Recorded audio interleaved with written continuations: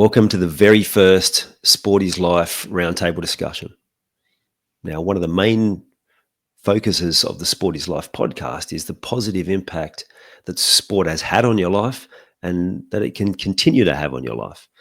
Today, we're going to talk about how specifically the sport of cricket does that. It's definitely been hugely influential in my life. I've invited some people who have been heavily involved in cricket from grassroots level all the way through to the elite. I've got Bruce Wood, whose influence and involvement in grassroots level has led to him winning an Order of Australia medal in 2022 for his services. I've got Neil Maxwell, who's played at the elite level. He's managed some of the best cricketers that Australia has produced. He's also been a sporting administrator, highly involved in a number of areas of business, including the IPL. I've got performance coach, Darren Holder, again, worked across cricket at a number of levels, including with the West Indian cricket side, and also Jay Headley, another performance coach who has extensive knowledge across the elite sporting and grassroots landscape.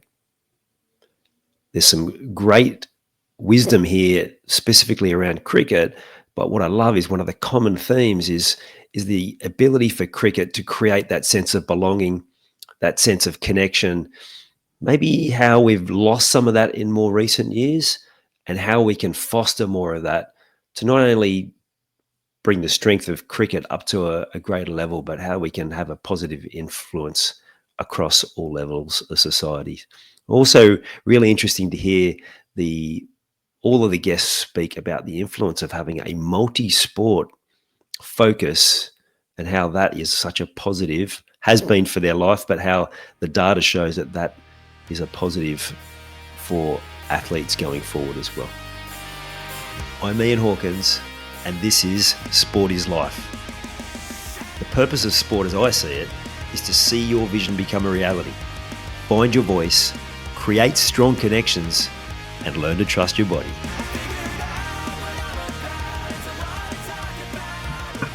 Welcome to the first Sport Is Life Roundtable discussion where we're going to talk about the state of the game for a number of different important sports to Australian landscape, not just from a sporting perspective, but culturally, and how things are tracking, the impact it has made, the impact it can continue to make, and if there's any problems, how do we fix them? So welcome, men. How are we?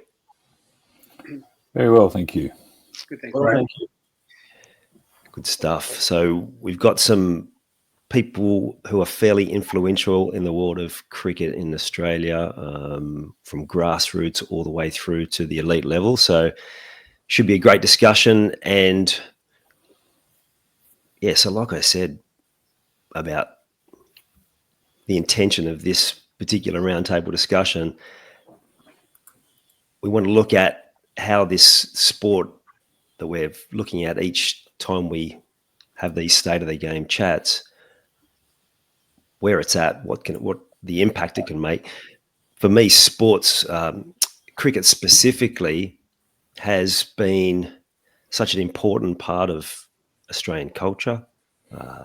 Across the summer, it's almost like part of the fabric of society. I think back to my own childhood, the impact it had in terms of influencing almost every moment, like whether it was playing endless backyard cricket, classic catches on the beach, all of those different things. But I also think about the impact it had in terms of how it brings us together, unites us around a barbecue, there's a game of backyard cricket, whatever it was. My first question to you guys is, are we starting to lose some of that? I don't see a great deal of backyard cricket being played. I don't see cricket being played in parks anywhere as much as it used to be. So, yeah, what are you guys? What's your experience been from that perspective? Are we starting to lose some of that impact of cricket just in our day-to-day lives? You want to start, Bruce? Given you're a grassroots man and you probably see more of this than most of us. Well, Ian, I'm the same as you. I grew up with backyard cricket. I'm fortunate to have an identical twin brother who was equally into cricket, so I always had someone to play with, throw a ball with, and we used to basically play out until it got dark and Mum would call us in for dinner. I think those days have changed for a number of reasons. I think with increased urban density, the backyards are disappearing. Also, children these days spend too much time on devices. I am fortunate to go to India every year and to going back in April for my 5th visit to India for cricket, and just to see the cricket being played on the streets and any park, anywhere, you can see that I think they're going to become, if they're not already, the world strength moving forward. Mm.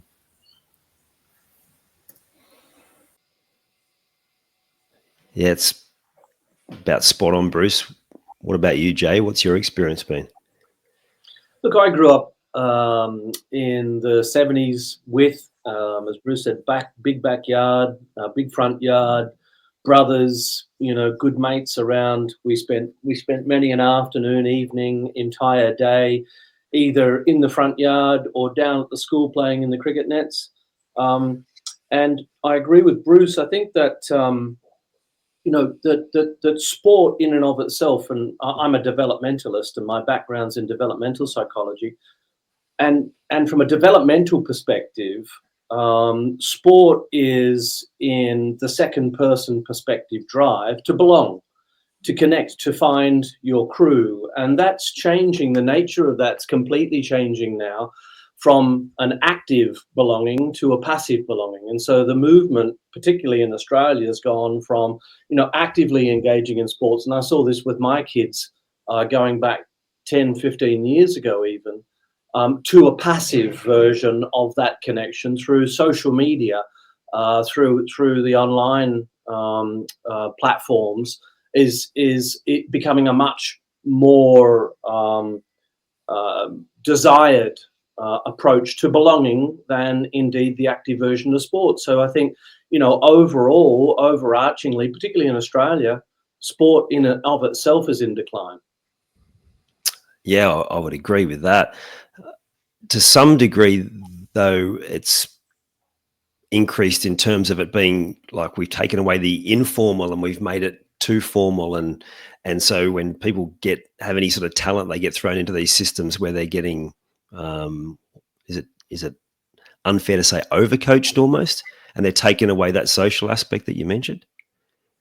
Well, from our perspective, that the play has gone out of playing. Yeah. And that act, the reason that we all got into the game was the love of the game itself and the love of the playing of the game. And I think that's largely fallen away, whether it's due to overcoaching or whether it's simply due to the professionalism of high performance sport here in Australia.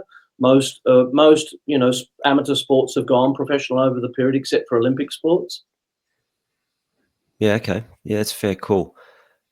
What about you, Darren? You've seen cricket across a number of different spectrums. What's your thoughts on things? I totally agree with the first two guys that have mentioned, urbanisation and also society's played a massive part, right? But I just think cricket's stale. I think that still heard that was in my mind this morning. I got up and watched a bit of NFL, and there's a reason that people have eyeballs. There's 17 games. I remember taking a group of coaches to the NFL in 2016. We were working with our national teams, and everyone was wondering why you only play 17 games. Well, because it's a number that keeps people attention, and in a modern society, we need that for engagement and to make sure that we have that kind of, I guess, interest that is revered. We've kind of lost a little bit of that because there's oversaturation of cricket in terms of what we have access to and the quality at which we maybe see now, because it is so much more accessible. We all grew up probably get on a train or a bus and going to a state game of cricket as young interested parties to watch our heroes, whereas that's at a developmental level for Sheffield Shield and other things. Now there's all of those games for both males and females broadcast, and then Big Bash every night, as well as all the international games around the world. So I think that we have too much access, which kind of doesn't make it as special as it once was in many respects. Yeah, fair call. Even got some club cricket on KO, I've noticed recently. So it goes down to that level. I was listening to a YouTube clip with Steve Waugh yesterday talking about how the data, like even at youth level, the My Cricket app means that you can access the data of every single player you play against. So there's no more mystique around like anything. You might come up against someone, you've heard a little bit about them. This guy's meant to be pretty handy. But now it's like, no, you can see exactly what they've got. And it's almost placing too much pressure. It brings back to what you said, Jay. It stops it being about play because it's all about the data. And, the kids look at these stats. I need to get it better, or, where's my average at, or all of those different things. Yeah, Ian, just on that point, I umpire rep cricket every Sunday. Yeah. And it's not uncommon for the slips to say to an incoming batsman, 2-0 and 8 in your last 3 digs, mate. You better score some runs today. So Right. They certainly know. They look online and they know the stats. That sounds like a lot of effort. What about you, Maxie? You've been across all levels of sport as well, from that grassroots to all the way through to the elite. Still involved now. Like, you must have some thoughts on this as well. No. Morning, all. Yeah, I think there's a couple of factors here. I think we've touched on a few of them. One of the biggest issues, which I don't think we've fully grasped yet, is that the changing demography of cricket. We've got a Southeast Asian population now that's somewhat dominating in a healthy way the sport.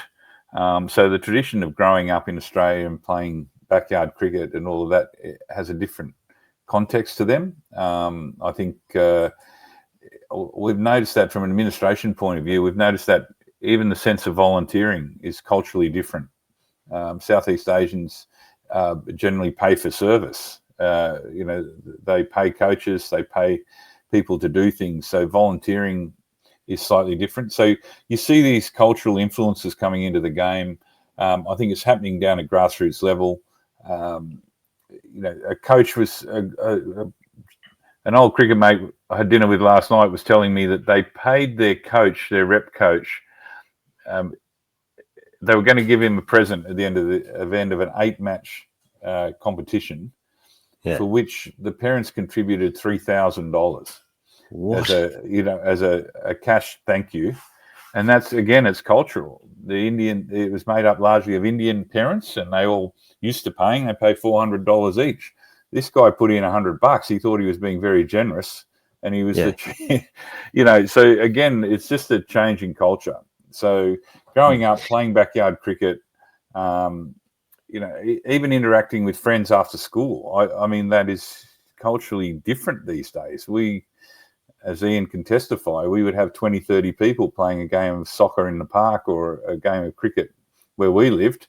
And nowadays, I can't coax my kid to get out of the house and go and see his friend who's playing in the park across the road. It's an amazing change of psyche. So, on one hand, we as parents can testify to the joy of growing up in that fashion, but unfortunately, priorities have changed these days. Yeah, and the question then sort of is posed because, those days, I'm sure most can remember, well, you just got to be home when it's dark or when the street lights turn on and almost kicked out of the house. Is there a solution there? Because we're not going to be banning these devices that have just become part of our life, right? How do we get people to be more playful? How do we get more? How do we encourage more of that outdoor scenarios? It's interesting what you said. People have mentioned Southeast Asia and the changing demographics. I always look at cricket in the last few years wondering how we're going to be able to compete with billions of Indians who are playing. That's an obsession. whereas cricket seems to have lost a bit of that to a certain degree. I mean, people still keep across the scores, but how many are actually participating? Like, I don't know what the numbers are. Bruce, you might be able to share with that, but are we still getting enough people actually turning up and playing cricket at that level? Yeah, Ian, it's a challenge just to keep up the status quo with your numbers season on season, quite apart from growing. I work for Cricket New South Wales just casually in schools, going around trying to grow the game at grassroots level, which I enjoy. Yeah. And they've got a stated purpose to inspire everyone to play and love cricket.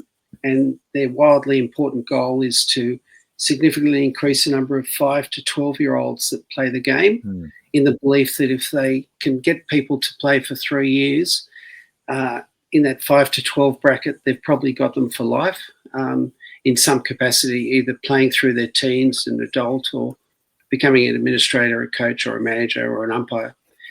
So they've recognised the need to target the young ones, and I'm playing a very small part in that respect.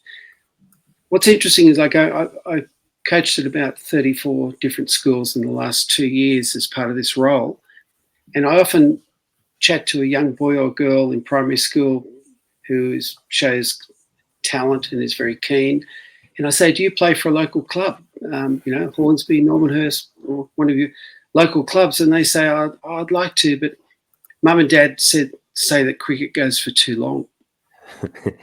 And so there's talented players that I'd love to have in the system. Some of them would be good enough for rep cricket from just looking at natural talent. And they don't play organised sport, or certainly not cricket, because the perception is that the game goes for too long, which is quite untrue, because a lot of the formats now are shorter form, T20 and other aspects, but they don't get that far enough to look into that.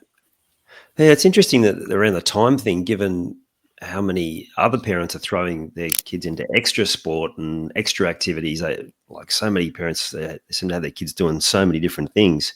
I'd be interested to hear your thoughts on this, Bruce, because I was thinking about this the other day. In football, there's a lot of work going into getting the children in love with the ball, like this concept of ball mastery. And if you have this relationship with the ball and you have those core competencies and skills, then there's a confidence that will take you and you'll be more inclined to play all the way through.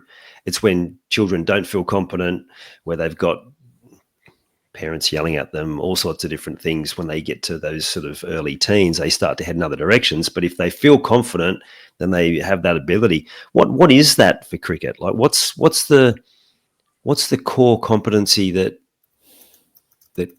young people want that will give them that confidence to want to keep playing? I do agree that eye-hand coordination and the ability to naturally catch a ball is diminishing. In our day, we just grew up on that. My brother and I used to just hurl balls at each other, and I used to love fielding.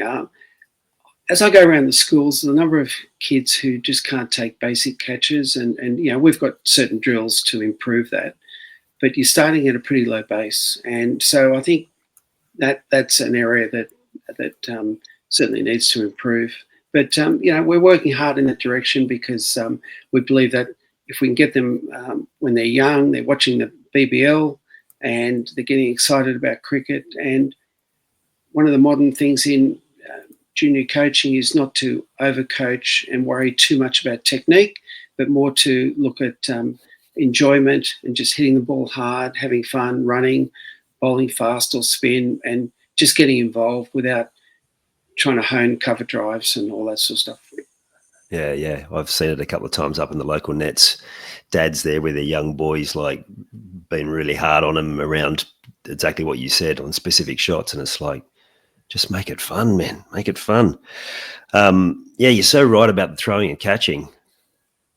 I remember just taking a tennis ball with me everywhere I went, just bouncing it, throwing against the wall or whatever. Like, I remember Dad throwing balls at us. Like, it was just something that we did all the time. So that is a great point. How do we go from then bringing some more of that development in, which it sounds like, at least in New South Wales, that's happening. I imagine it would be happening in other states as well. Because you mentioned, Darren, you feel like cricket's a bit stale. So then how do we go from making it more accessible for youngsters, making the ability for them to develop skill, to then actually making it something that we can bring back as a not just a spectator community activity, because I think that seems to be going okay, although numbers seem to have dipped there a little bit, but to be making it more part of the summer life that it used to be. Darren.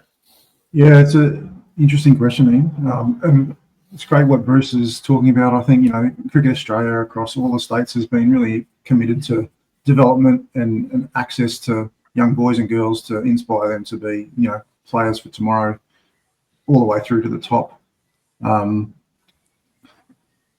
However, I'm sure it happens in New South Wales just as much as it does up here. All sports are fighting almost this specialisation war as well now. So kids end up playing potentially all year round. So when they do get in the game, if they're playing all year round, they don't necessarily develop more broad skills. And we know from all the research that if you want to be successful in any sport, you've likely sampled many. So rather than just honing in on one, which we tend to see with that population that Maxie was referring to, our Southeast Asian populations are cricket mad, and we love them for that and their passion and devotion to the game.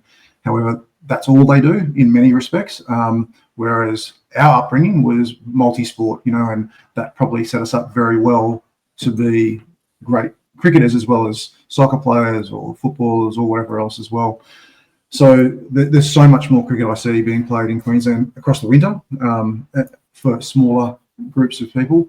And I think we just need to, all the research up to the age of 15 points to this sampling period. It's been well known that we should be providing better access across all of sport and probably collaborating better within sports and across sports to give people best opportunities.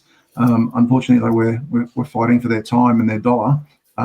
And parents' decisions, which leads back to the piece around time and everything else as well. So I don't know that there's an easy solution, Ian.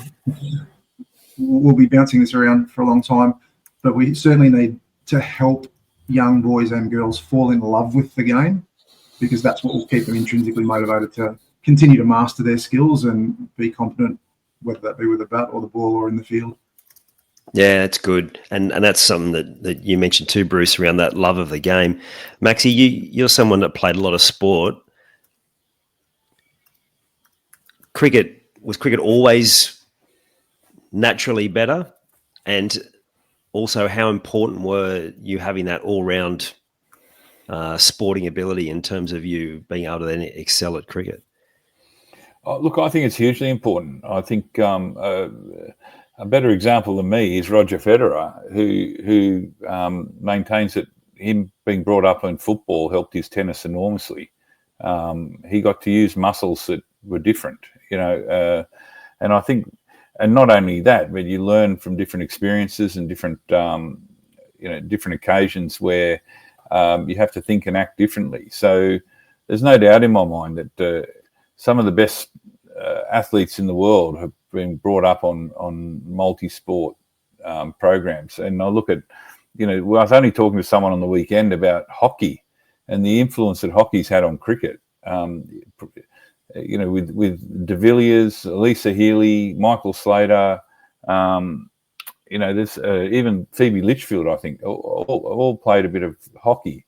I look at baseball in generations gone by with your Ian Chappells and Alan Borders and those sort of people. They were playing winter baseball to complement their cricket. So, the skills and the use, the physiology, if that's the correct term, incorporated in playing other sports has a huge effect on athletes and brings new skills to the table. So, no, I've got no doubt about that. I think multi-sports growing up complement one another. Yeah. Can you think of a specific example? I know you want to, like, as you said, Roger Federer is a better example, but can you remember a specific example for yourself where that just gave you an outlet, maybe away from cricket, like going to play football, or is there something else that For those sure. experiences gave you? Look, my daughter's going through the programs at the moment, the pathway programs and other things, and she's studying. She's finished school and she's now studying the art of gap year. She's very good at it, and she's looking to do a master's in it, I'm sure. So I'm really conscious of her having another interest. She loves her cricket, but she understands now, finally, after my wife and I sort of working, that you'll perform better if you're distracted, if you have another hobby, another passion. And I think that goes for anything, whether it be cricket, probably more so with cricket, because cricket is such an intense game where I think with common knowledge, you fail more than you succeed when you play this sport. So mentally you have to be strong. And I think that means that you have to have other passions, other interests in life. And for me, that's just a non-negotiable. If you're going to be good at the sport, you have to be able to move away from it. You can't wait for the next training session. I think having other interests, other passions are critical in success. And I'm probably go so far to say is that transcends sport, and that's life generally, that you need to have other interests. Yeah, I'd agree with that for sure. What about from a developmental point of view, Jay, in terms of that multi-sport or even just multi-interest factor for success? Yeah, it's huge. Working with rugby teams, working with boxers, working with high performance motorsport drivers, etc. It has revealed itself over time as to how damn important that is, because we call it deliberate practice, and so it's engaging in practices other than are central to your sport. I do it with high performance Formula 1, 2, 3, 4 drivers, where I've noticed that the best drivers have an extensive periphery, for example. So if I take a pen and I bring it out to your periphery, and you tell me where your periphery stops, where your eyes are in foveal, but the pen's a periphery, where does it stop? Some of the best drivers can go past this 90-degree perspective into the 95s, 96s, even to the 100 degrees. And I've noticed some of the younger drivers coming through can't do that because they haven't built the peripheral vision. And that's essential to taking in space and building spatial intelligence and knowing where you are in relationship to everybody else. For playmakers in a game of sport, whether you're a bowler or whether you're a 5/8, say in rugby or rugby league, then knowing where the space is on the field is in the periphery. So that sort of stuff's just absolutely critical. So in rugby, I highly recommend, often recommend, that the coach engage the players in warm-ups which aren't to do with rugby, which are to do with cricket. So we grab a cricket bat, grab a cricket ball and have some catching practice and get people moving, get their peripheral moving, get them doing something completely different before we engage them in the deliberate practice we want to engage them in.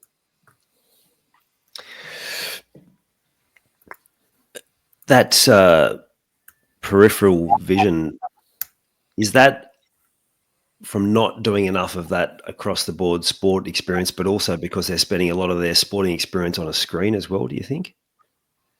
Well, also in a particular area. So what you end up is you lack the diversification of movement, and you've got really early participation in single sports occurring. So they're building capacities both physically and mentally in one aspect of one sport, i.e., becoming a batsman and only becoming a batsman, becoming a wicketkeeper batsman, and that's all you're doing. You're not getting into the bowling aspect, the fielding aspect nearly as much. And so there's a specialization that's occurring. Yeah. Do we have enough data on this to show, like, anecdotally, we're all saying that's true. Does anyone have experience? Like, is there data saying the importance of having this multi-sport approach to elite sport? Darren, yeah? It's been around for many, many years. There's a professor who's now Vice Chancellor at the University of Queensland, and Bruce Abernathy is one of the pioneers when it comes to expertise and skill acquisition in sport, across sport. But he was a cricket player, played for the University of Queensland, and had a keen interest in cricket. He did a massive study over 20 years ago when I was just at a recent workshop where I was fortunate that Bruce was also in attendance and reminded us all of that seminal work that was done that looked at, I think, 3 or 4 major team sports in Australia: netball, cricket, one of the rugby codes, and potentially another one. And this thing around specialization versus sampling was one of the key outcomes.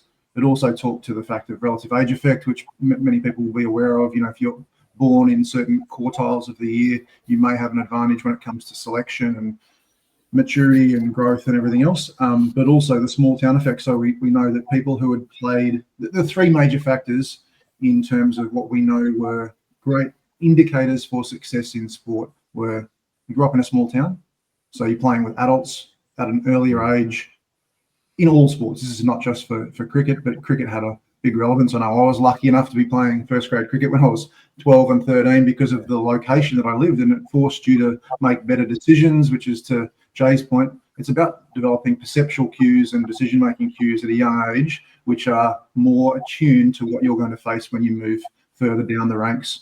So the small town or regional effect, as it was known, the relative age effect in terms of when you were born in the year, and then playing with adults at a young age, were the 3 key indicators across all sports that set you up for success, which is why we see so many very talented sports people coming from regional and rural areas in Australia, and then they migrate to the cities later in their development stages to get access to competition. So the work is certainly there.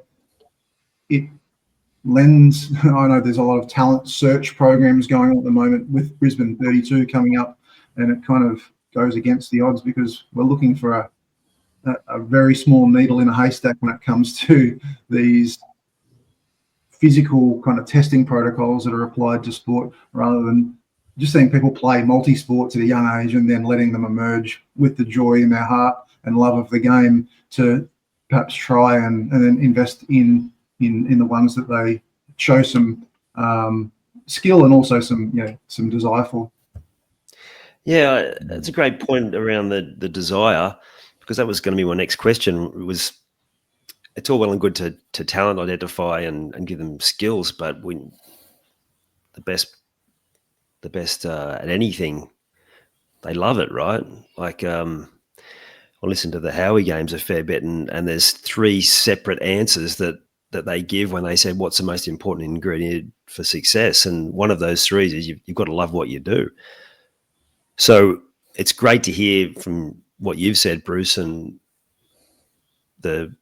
I think you mentioned earlier on too, Darren, is that it's really about identifying that and creating that love for the game, because I think that's going to be an important part in terms of for cricket going forward.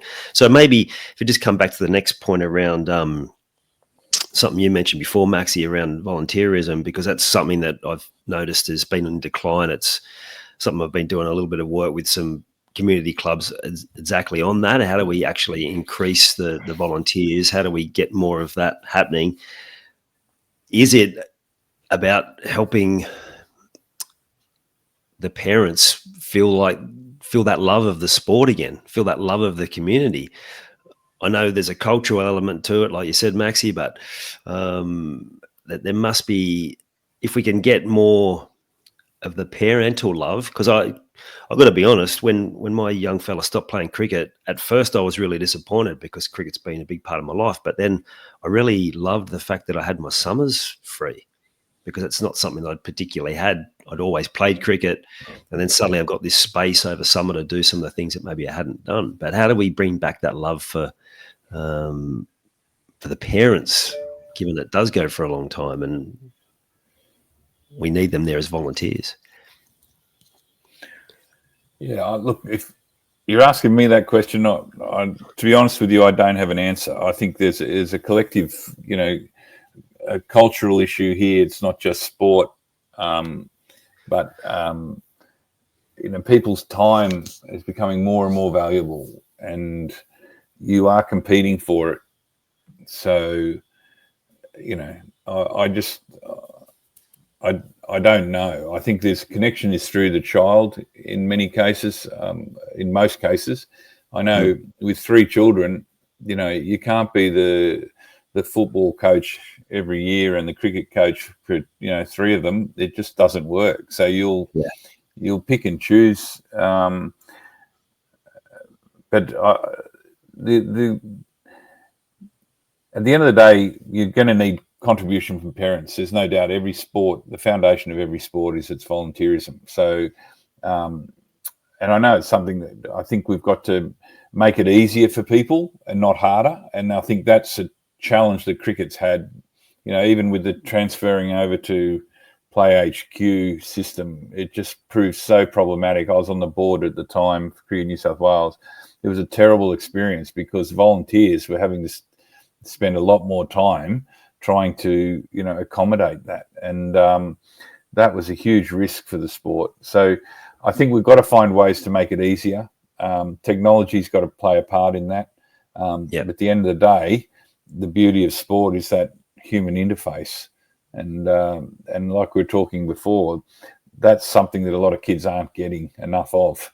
And the flow-on effects to that are huge. So, to that end, I know government, and community groups and others need to support that, the art of volunteerism. And I think I've even seen general television commercials about, encouraging people to volunteer. So I think it is, people are aware of the significance of it. Yeah. It's good to know because it's definitely an area that we need to address more.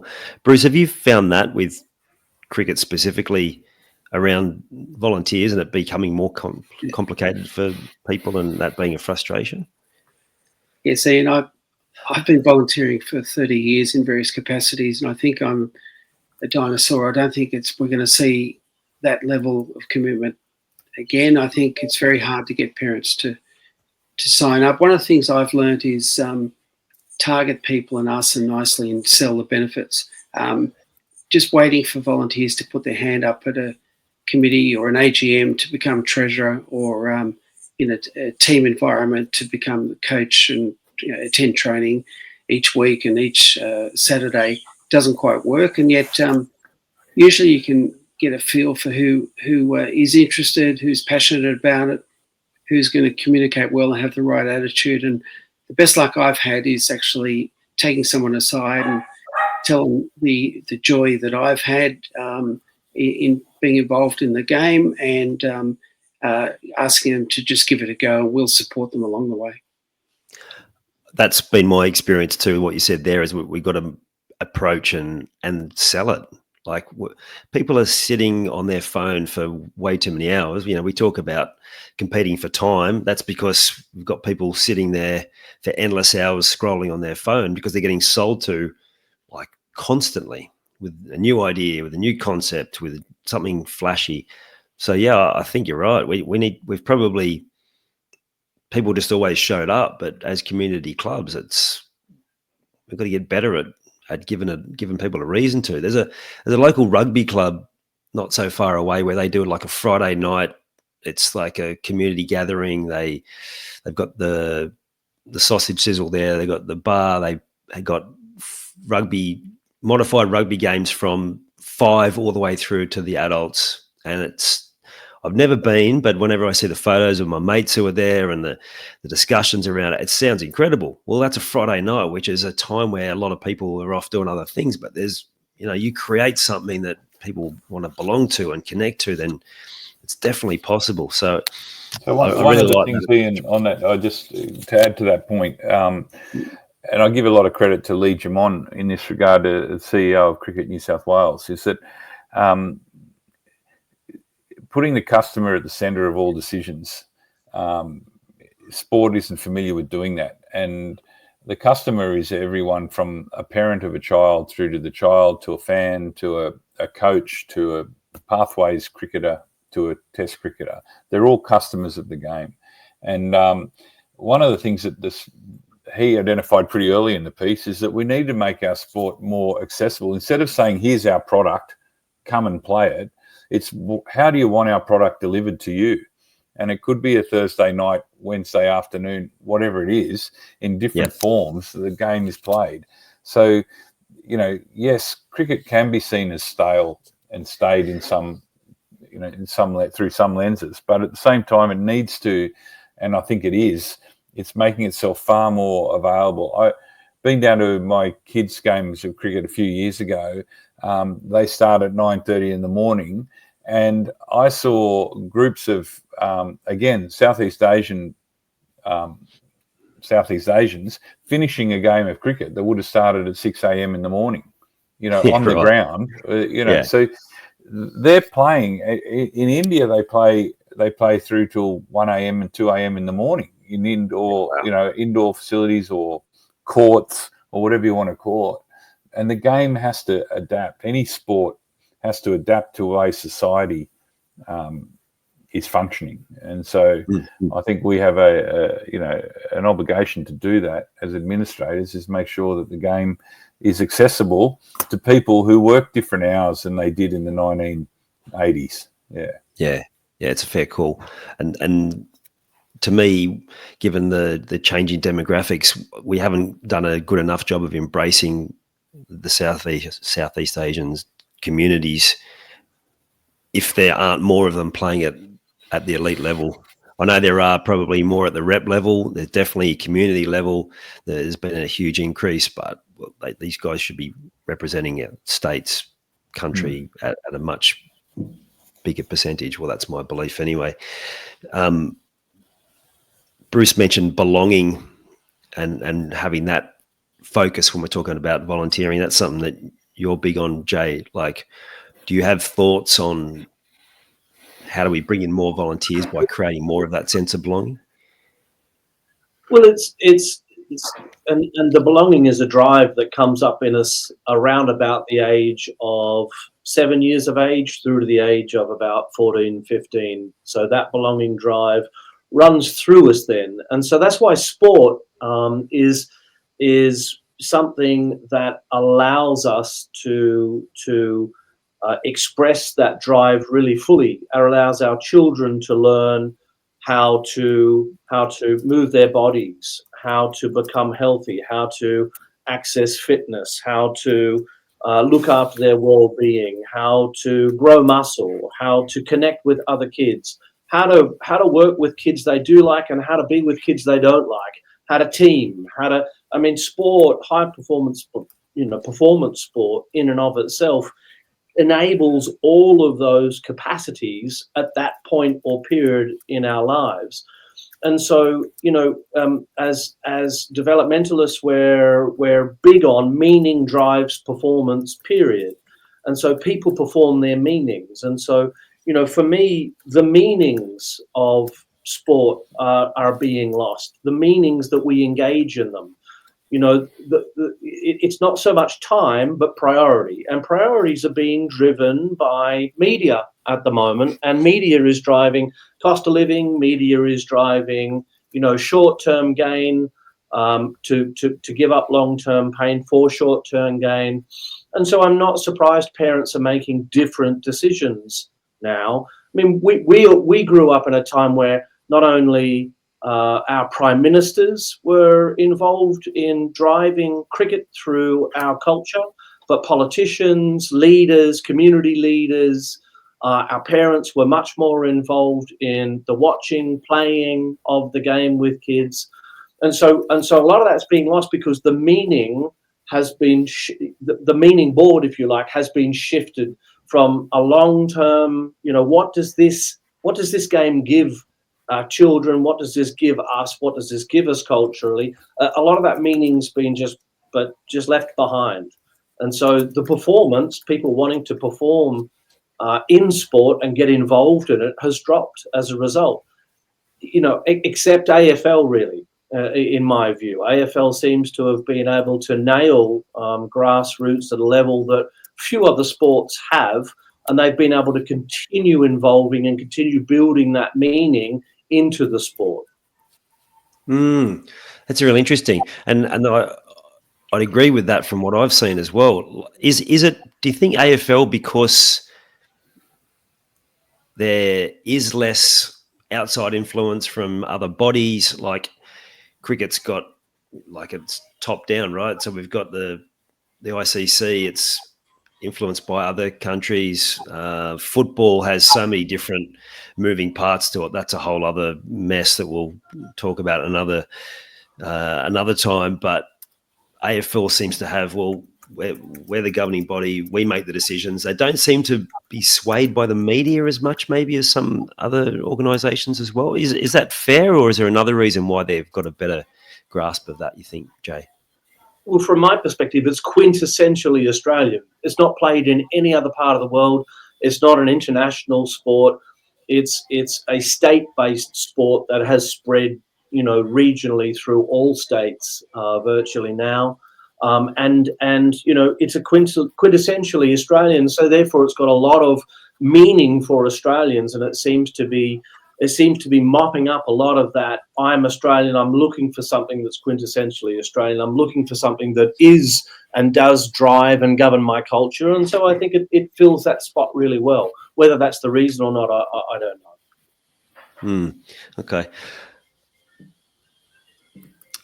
And AFL also invests heavily in going around to schools with Auskick programs, and you actually see AFL taken up at grassroots level, leading through to some traditional rugby schools, private schools, having AFL teams, and I can only see that increasing in future. Yeah, and actually a mate of mine who has worked in some of those private schools in Sydney said that the contrast, we'd ring New South Wales Rugby to try and get some players down, and you might get a player, if you're lucky, once a term or something, whereas if you ring the AFL, they'd have 5 players down there the next day, like no questions asked. So they certainly have identified that. I don't know if that's because they are still sort of targeting growing Sydney and Brisbane markets, or whether that's just how they run across the board, but they do seem to be doing it better from that perspective. We talked about the multi-sport nature and how important that is. I wonder if, are there any academies that are like youth academies that are joining together? Because that's why I asked about the data before, Darren. It's like, well, if there's proof here that it works, why aren't we seeing more of these junior or youth academies coming together to form some sort of multi-sport package which allows for that development for both sides? Or is it that competition still what's getting in the way? Yeah, I think they're fighting for territory. I know that happens in Europe, so that's probably one of the great models in Europe, Germany, and some of those countries where community academies do exist and you participate at a level where you do get that opportunity. I know we think of Germany as being a very structured society, but they do sport at a community level very, very well. Yep. I don't think we're mature enough to be able to step away from our own sport and try and support another in terms of the fight for the dollar and their time.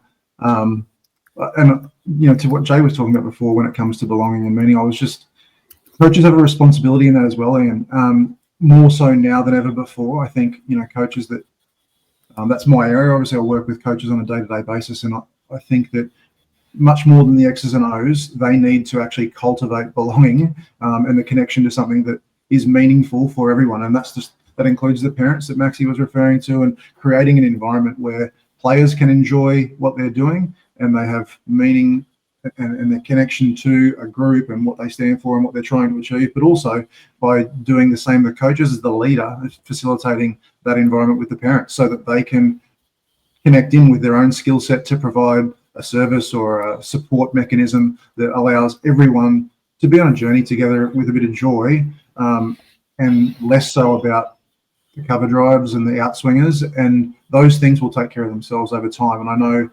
certainly when I was first starting the coaching career 30 odd years ago, that wasn't the case, but I know more and more that when I work with coaches now, the first stop is connection and creating some sense of belonging to any group. And if you can do that, then you might have a chance of developing some skills and competing and doing other things. But connecting and belonging is certainly a much bigger role for the coach in our modern society than it ever was before.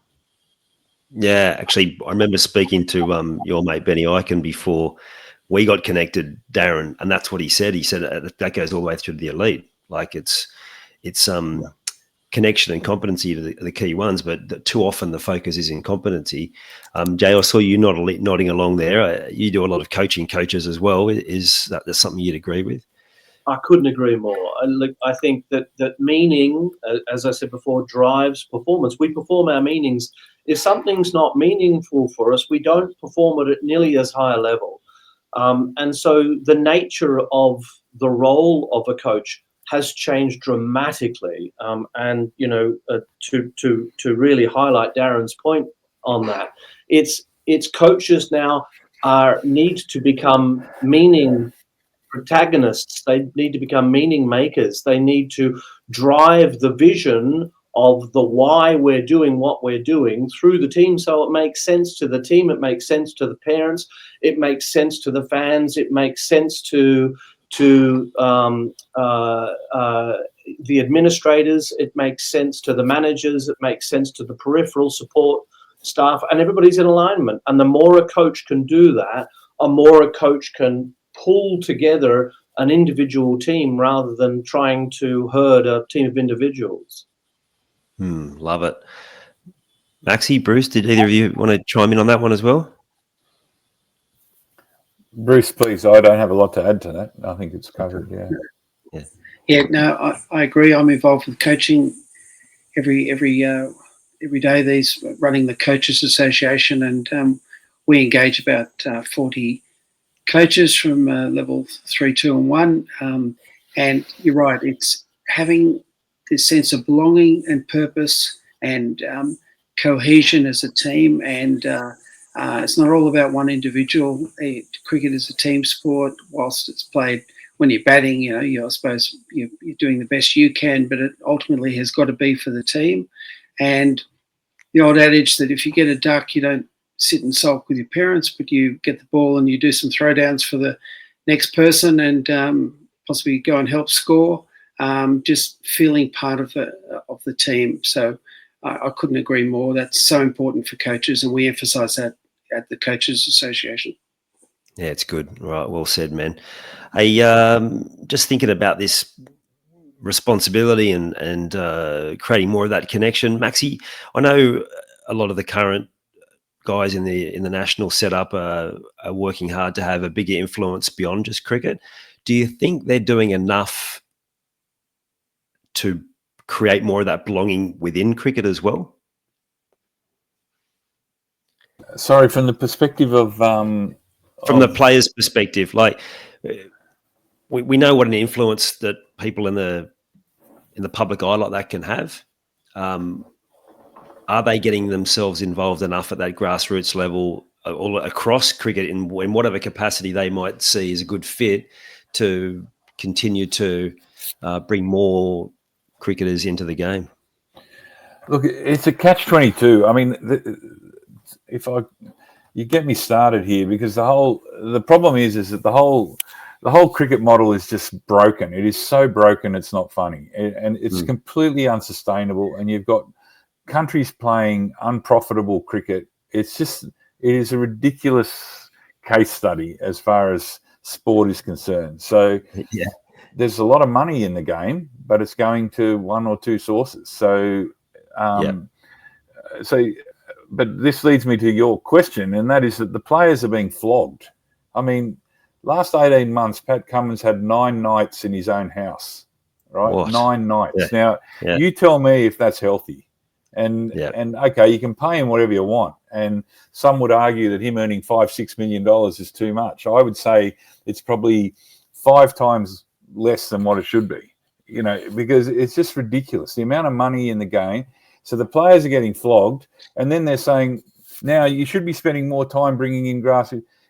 Okay, so we'll grab one of those 9 days and we'll take Pat out to a suburban cricket match and we'll say, please go and promote the game. It's completely unsustainable. So, as I say, you'll get me on the high horse, but the administrators have no clue. There's no leadership of the game at that level. They're playing cricket wherever they want, whenever they want. They've got an ICC World Cup every year. I mean, that is just ridiculous in itself. So I just don't know where a player finds time to support grassroots cricket. Yes, the administrators should be using their brand and their image rights to do that. But it's the freedom the Swans have. With all due respect, the Swans have that capability because they've got players who sit around for a lot of the off-season and they're contracted to do it during the season. It's a wonderful model. Unfortunately, cricket has the smallest labour market in world sport. You know, watch Star TV invest $5 billion on a World Cup, and it revolves around 20 players. 20 players a profile. So those players get flogged every which way to sustain a model that is, you know, as Pat Cummins I have an informal discussion with him. He says they bring in 99% of a Cricket Australia's revenue in 2 months. Then they get sent off around the world to sustain everyone else's revenues. It's just the model is so ridiculous. So I'm sorry, it's a bigger issue that leads to one of the crying questions is you've got a small group of people who have to sustain the livelihoods of 1,000 cricket administrators in Australia and then you know, grow the game as well and then appear across broadcasters and media at every second opportunity. It's just the game. It is so flawed. It's laughable. Yeah, and I would suggest don't apologise for that. I think they're the sort of things that people need to know and realise, right? Like the players are in a bubble and people want to have a crack at them that. But I actually wrote that before we jumped on. The media are in a bubble. They don't understand what's really happening going on in the real world. The obviously, as you've said, the administrators are. So how do we create more of that? The media have reached, you know, just complete and utter levels of fabrication. It's just such a joke at the moment that what the media produce, and you know, from the same media outlet, you'll get 3 different versions of one incident. You know, it's so hard to take that seriously. And I got on my high horse the other day when Josh Hazelwood was asked a question about what are the batters feeling, and how the hell would number 11 know how the batters are doing? And then it's all of a sudden there's a huge divide in the team. I mean, that sort of stuff is just, why would crazy. A player put himself in front of the media? You know, it's just when you're going to get that sort of stuff, mate. So there's a cancer in the game, and it's just so significant at the moment that it needs to be broken and rebuilt at so many levels. And grassroots, the grassroots is the sufferer. I get that, but it's one level of the game that's the most critical. And that's why, I commend Lee Jamon's vision. And I think, you know, we talked about it earlier, but the real focus is 6 to 12-year-olds. And that's where the energy needs to go. And forget the old Cricket Australia making up its numbers to try and get more government funding. It was just ridiculous accounting the same person 3 times as a cricket, you know, player. Yeah. And Lee's broken it down, or Cricket New South Wales broken it down to a point where that is the focus. That is why we exist, is to produce more 6 to 12-year-olds and keep them in the game. And you know, that is if you want one objective of cricket, that should be it, because the rest flows from that. Love it. Yes, sadly, media have become who can get the story out first rather than who can actually be the most accurate. Such is the nature of the world we live in. Well, it's not. It's about quantity over quality. They have to produce. If you have an interview with someone, you have to produce 6 stories from that interview. You know, that's the problem they have. They've got to get 6 clickbaits up now, as opposed to having a detailed interview. So, Yeah. That the last thing you said there, like why we exist, I think that's a great question for everyone to answer, where at whatever level they're at. And ultimately, it comes back to exactly that. Is I've had this conversation again with local clubs. It's like your number one goal, beyond winning games, beyond all these other things, is making sure these kids come back the next year and making sure they bring their mates. Like that, we've lost so focus, and it's really refreshing to hear that conversation happening at New South Wales level.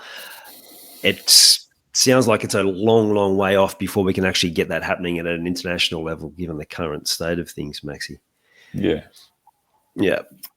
I apologise, mate. I've got to jump off. I'm supposed to be on a 10 o'clock call. So, mate, thank you for your time and for sharing your wisdom today, mate. We'll catch up. It's been great to listen to others, but thank you, guys. Appreciate your support of the game. Oh, thanks, Maxie. See ya.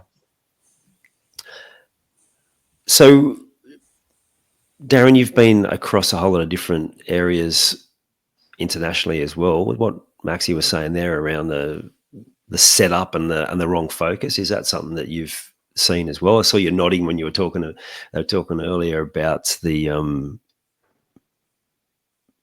different funding models from all these different countries. Yeah, and to Jay's point earlier, I think it was around the AFL doing so well. People will always, in my experience, gravitate and watch the highest form of the game.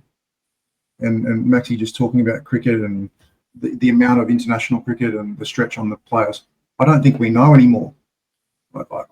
We get tired as consumers to try and find, well, what is the highest form? Normally the anticipation leading into a Boxing Day test would be paramount. And, we're all glued to the edge of our seat. But there's Big Bash games on every night. There's internationals for the women and other countries going on all around the world. Where do we put our eyeballs? So I think that's the challenge for cricket, is to have what are the pinnacle events, and there are so many of them that they get lost in one another. In other parts of the world, that's a little clearer because India supports India, and when Team India is playing, it has a schedule that's quite clear. And then they have the IPL, which is the leading and premier T20 competition around the world. But there are so many other proliferations. So again, we have secondary and tertiary products, whereas the AFL, it is the highest form of the game. It's like State of Origin. We know that other than international football, and the NRL captures us for the season, but when it comes to Origin, everyone watches because they know that's where you're going to get the best contest on a year in, year out basis. So I think that has a lot to do with it. And other parts of the world where we look at the sustainability of cricket, have society again has shifted different to Australia, but in different directions, where other things are probably their premier entertainment from an attention perspective. So the structures and systems in the Caribbean, where I spent some time, are different. They have a very close proximity to the US, so that market drives a lot of the interaction, as does the South American portion through European football, so soccer, and they've got more and more interest in those games as opposed to the traditions where they had when they were once much more connected to colonial Britain. And I think then there's divide in some of the Asian countries in terms of their own political situations and how that presents, and South Africa will always be a bit similar to us. It's got rugby and cricket that are its primary sports, and England, cricket sits as a number one summer sport, and I think we can be confident that India, England and Australia will retain a very strong prominence when it comes to Test cricket, but the rest of the world really has faded when it comes to that format. So people of our generation who maybe see Test cricket as still the number one format that keeps us captivated are dwindling, and the older generation, because the other formats are presenting so much more. Mm-hmm. Absolutely. I did enjoy sitting with my son, actually watching some Test cricket, and him saying he enjoys this more than the 2020. So that was good. We can still convert them yet, mate. I hope so. When you mentioned there's club cricket on KO earlier, I thought you were referring to BBL because it doesn't look like the quality has been that great so far this season. Yeah, that's a fair call. I think it's just everything's been watered down. Like that, the A League and the football's got the same sort of problem. Men, thank you so much for sharing your thoughts and wisdom on this. We can't solve all of the problems in an hour. Just before we go, I'd love for you to share if you've got any childhood memories from cricket that have been so impactful for you for the rest of your life that you could share that will remind us why cricket is so important, and maybe give some people some ideas on how we can actually bring back that important element to our life. Anyone got one coming off the top of their head? Well, really, it goes back to the Australian beach for me, and playing cricket at the beach, maybe beginning with 2, 3, 4 players, and ending up with 20, as we attracted all the kids and all the parents on the beach, who would once they saw other people join in, would like to come and join in, and those games would go for hours. And they had evolving rules. Rules were made up. Who got in next went from bowler to catcher and the rules were negotiated, and it was a negotiated space between 20 people who knew nothing about each other. And for me, from all walks of life and all cultures, and from me, that is representative of what cricket is about, globally and here in Australia, about bringing people together in ways in which they wouldn't normally come together, in health, well-being, caring, fitness, rule negotiating, love, connection. There's just so much. And so beach cricket for me really represented that. Oh, that's a great memory. That made me think of cricket in caravan parks, the same sort of thing. Someone would stand around the game until they'd get included, and then suddenly the game would grow. Very good. What about you, Bruce? You got childhood memory around cricket? Well, just firstly, I totally agree with the beach cricket and the caravan cricket. We used to join in any game, and it's amazing how quickly it grows. I was one of the tragics that used to go out and watch Sheffield Shield cricket. Also, those early memories of Doug Walters hitting a 6 on the last ball in Perth. Gary Sobers hitting 254 for the rest of the world against the MCG, and I caught a 6 on a straight hit. I was sitting with my grandfather near the sight screen, and he hit Kerry O'Keefe straight down the ground, and I caught it. I wish I could find the footage, but yeah, it's those early memories of cricket. When to take, I think it was Maxie's point about saturation of cricket, and you'd have about 5 or 6 tests every year. There wasn't T20s, and you really look forward to them. Each one was an event. Now there is so much cricket, you just don't quite know what to focus on. Yeah, I remember hanging around in the mornings waiting for 9:50 when the coverage of start of the one days or whatever it was, and just hanging out for it to start. When the catch, what a pity you don't have footage of that. I remember back at Fox Sports, I used to take calls when people were looking for footage, and a lady rang up and she said, I'm wondering if I can get a copy of the cricket this morning. My son took a catch in the crowd of the West Indies. He's over there on holidays. And I went, how am I going to find, how am I going to find this footage? She goes, it'll be easy to find because he's got no shirt on. He's got the Australian flag wrapped around his neck, and he's holding a beer in the other hand. And he runs along and takes it one-handed.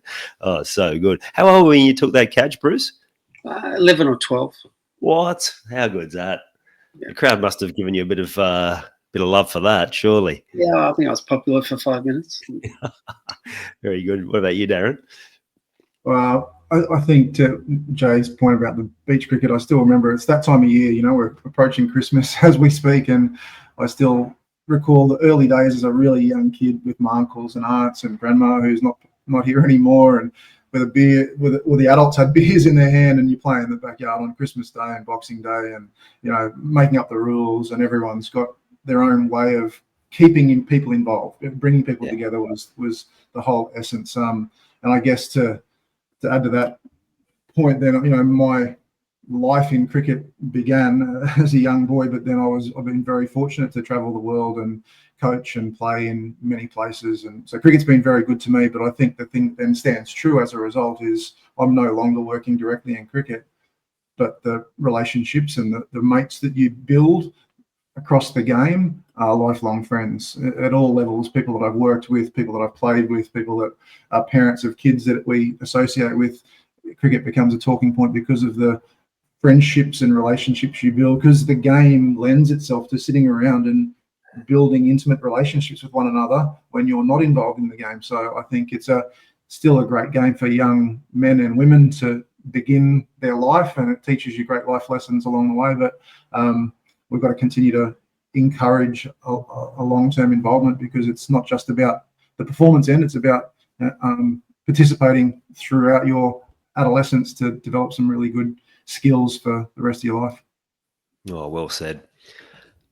Thank you for sharing those stories. And yeah, I think what you said there at the end, Darren, is it really is what everyone's story included was. It's bringing people together, whether it's spending time with your grandfather at the cricket or those connections that you build. And that's what we've all got that opportunity to continue to do. Thank you again, all of you, for giving me this time this morning and sharing your views with the viewers and the listeners. We'll see if we can get you guys back at different times. I know, Darren, Jay, you've got your individual episodes, but we'll try and get you guys back at different times to discuss other parts of cricket and the sporting world. My voice is starting to go, so I think it's time to sign off. Thanks again, guys. Thanks, Ian. Thanks, Ed. Cheers.